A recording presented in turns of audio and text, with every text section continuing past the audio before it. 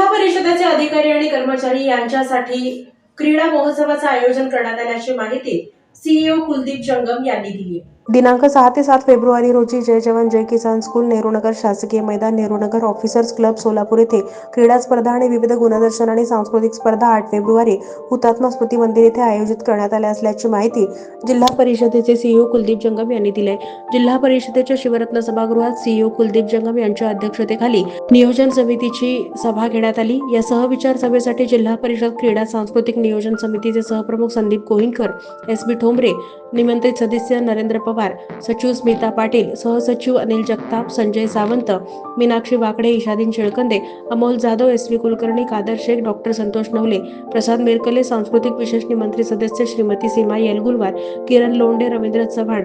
यांची उपस्थिती होती। जिल्हा परिषदेतील पदाधिकारी, अधिकारी, कर्मचारी यांनी स्पर्धेच्या माध्यमातून खिलाडी वृत्ती आणि ताणतणावाचं व्यवस्थापन आदी मूल्य वाढीस लागून निखळ मनोरंजनातून आनंद घेणं हा या स्पर्धेचा हेतू असून या स्पर्धेतून प्रशासकीय कामाचा थकवा घालून परस्पर सद्भावना वाढीस लागून